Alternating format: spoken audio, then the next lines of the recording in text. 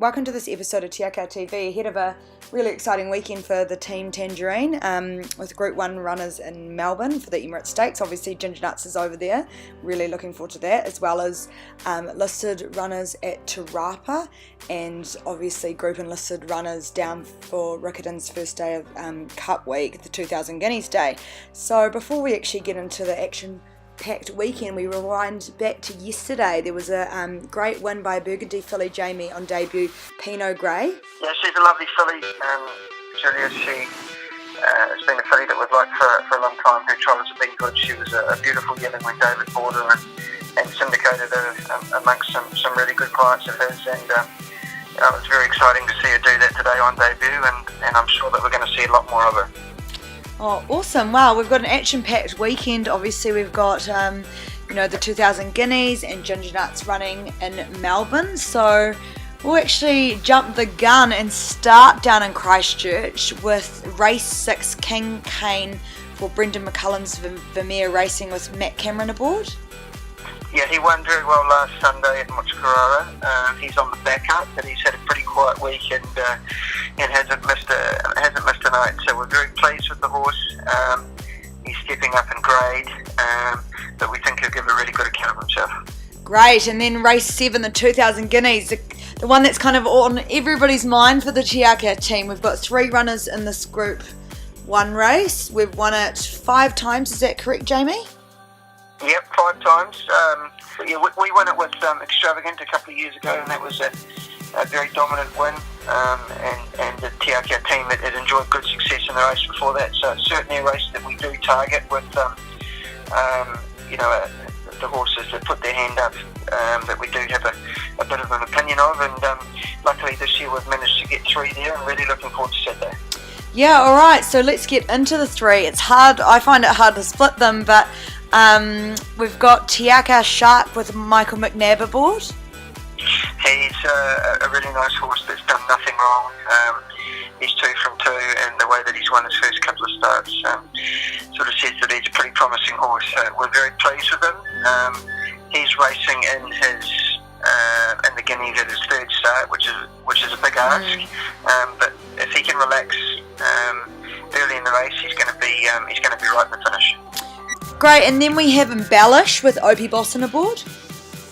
Yeah, he's a very exciting colt. Won his last 2 starts, been good field at Ruakaka, and then won well on his way south at Wellington. So we couldn't be more pleased with him. Opie loves the horse, which gives us good confidence. And from a nice handy barrier, expect him to race close to the speed and be in it for a long way.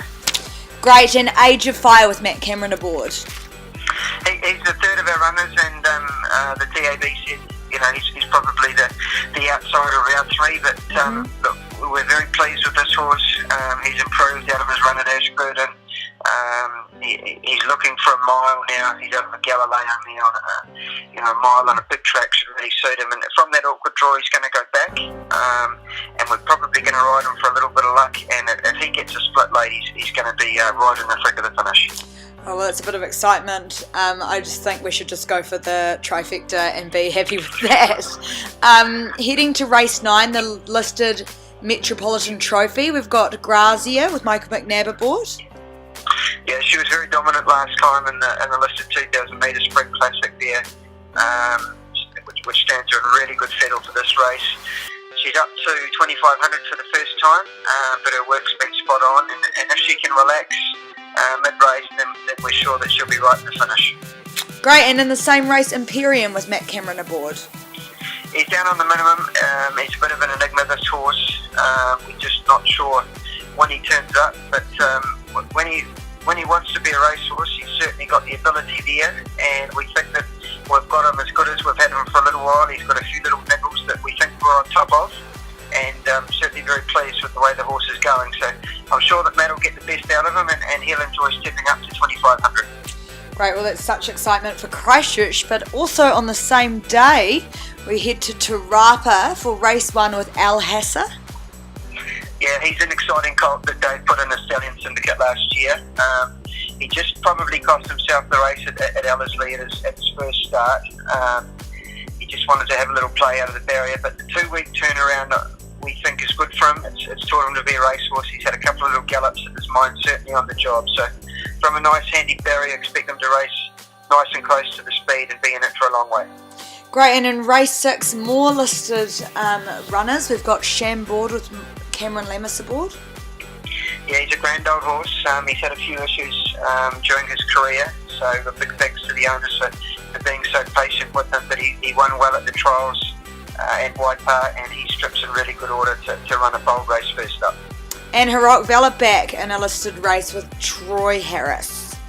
Yeah, good to have Troy back in the Tangerine. The horse obviously didn't have a lot of luck in Queensland. He was very brave when he ran second, beating the lift in the Gold Coast Guineas. And we think we've got him in the right frame of mind, and he's very sound at the moment, which is good for him. So his trial win was good at Waipa, and the blinkers come off. We're going to ride him a little bit further back in the field and expect him to be really attacking the line. Great, and then in race 8, Princess Devone with Cameron Lemus aboard. A little bit disappointing at Rotorua. Mr. Kickawa just made a few gear changes there. We're just trying to get out of the barrier a bit cleaner. But also work during the week. You'd say if she gets away from the barrier and can put herself in a position, she'll be in the race for a long way. Great, well now we go across the Tasman. You know, it's such an exciting weekend. We've got Group 1s, listed races, so much, but we've also got Ginger Nuts in the $2 million Emirates Stakes at Flemington. Very pleased with him. Julia travelled over in really good order. Just took 2 or 3 days to settle in, which you know is to be expected after a long trip. But worked very well on Tuesday morning. He's been out to the beach a couple of times for a paddle on the surf, and drawn a little bit awkwardly in barrier 12. He's probably going to be back behind midfield, but I'm sure that Mickey D, who will take the ride after Hugh Bowman was suspended, will do a great job, and we're expecting him to run well. Yeah, we'll be praying that we can do it on both sides of the Tasman for sure. So heading to Sunday, Hastings. In race 4, we've got Elegant Dioro with McNabb aboard. Yeah, she trialled at Tiaraha, trialled okay. Blinkers and tongue tie go on. She's got a nice handy barrier. I think she'll race handy to the speed and should be a good chance. And in race 6, Don't Blame the Music with Michael McNabb.